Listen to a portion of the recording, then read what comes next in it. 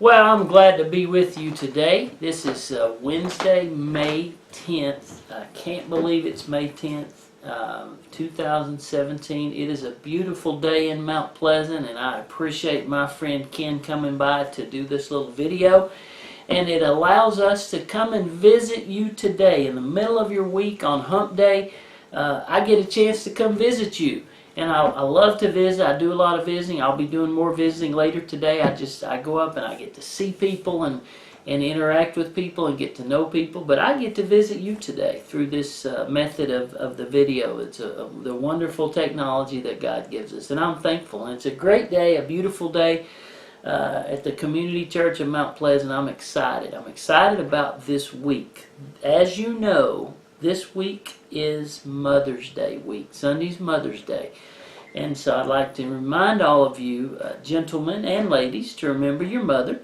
And I hope you have something special planned for her. If your mother is still with you, my mother is, as we speak, she's in heaven. She was an incredible, wonderful lady who loved Jesus and led me and helped me and shaped me, and I was able to have the just unbelievable privilege a few years ago to preach my mother's funeral on Mother's Day. I mean, who gets to do that? So, boy, God just gave me a really neat gift by being able to do my wonderful mother's funeral on Mother's Day a few years ago. And so this Sunday we've got some special things planned for mothers this Sunday at church, and I don't want to give everything away, but I want to tell you that Sunday's going to be a great day. Our kids' praise will open up, and they'll do music, and we always love that. And then there'll be some other amazing worship songs and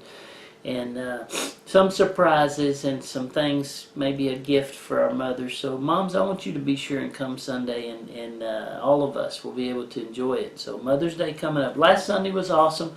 It was another great Sunday. I'm just continue to be amazed at the attendance and the growth. We're really kind of in the middle of an amazing growth spurt for our church. And spring is always a good growth time, and boy, that's been no exception for us this spring. We're growing literally week by week, and it's an amazing thing. And so just excited about this Sunday on Mother's Day, and I hope you can be here. It's a great month. A week from this Sunday, the 21st, we have a couple special things. Phil Cross will be here with us that Sunday morning to sing and share and teach us and help us about worship, and he's a hero of mine. I want you to come hear Phil. And then Sunday night, May 21 at 6 o'clock, will be our next church baptism. Wow.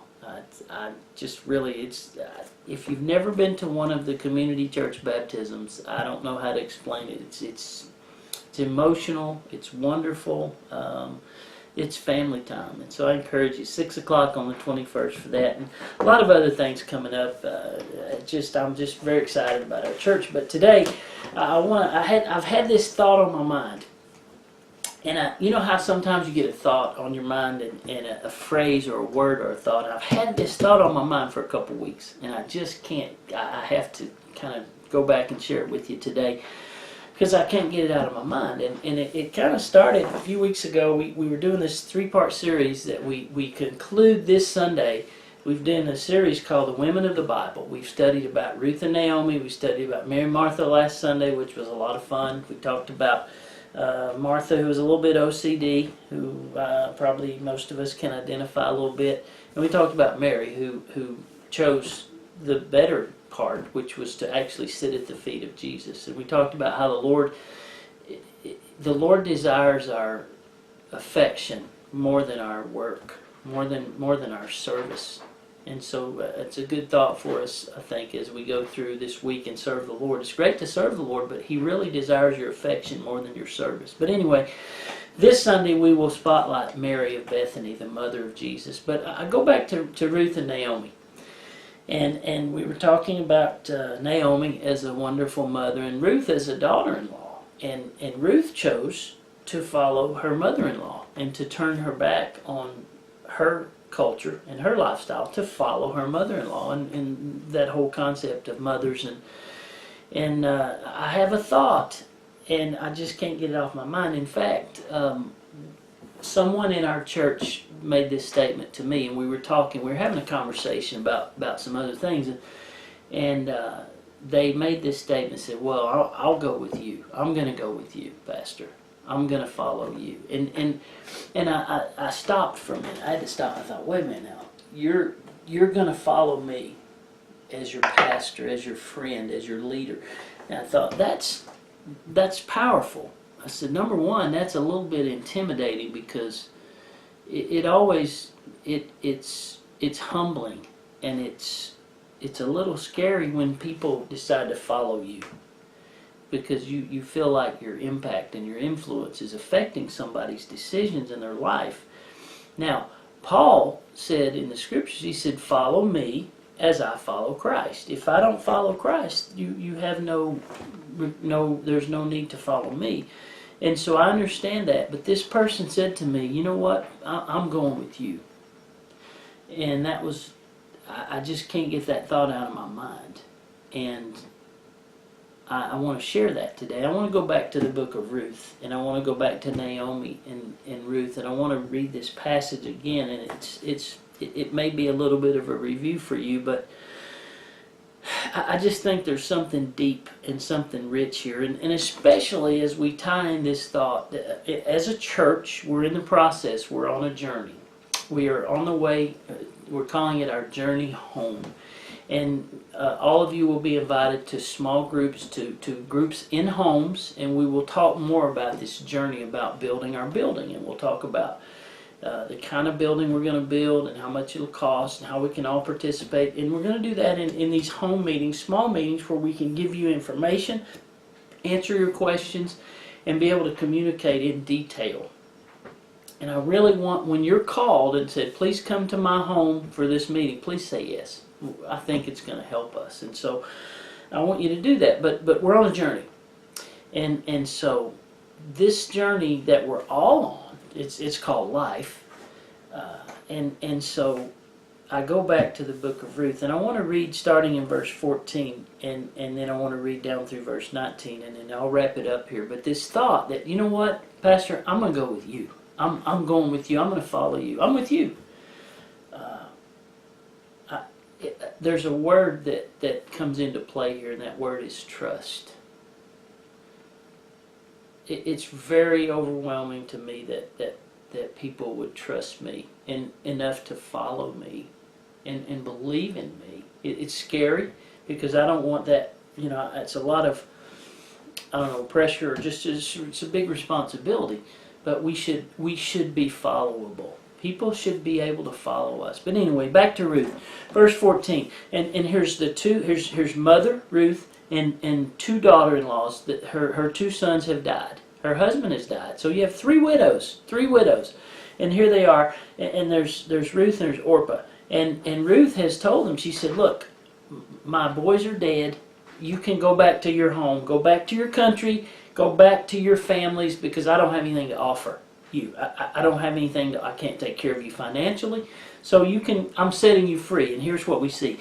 They lifted up their voice and wept again, and Orpah kissed her mother-in-law, but Ruth clave unto her. Ruth, she said, "Naomi, I'm going to stay with you." Orpah said, "You know what, I'm going to go back." And that's okay.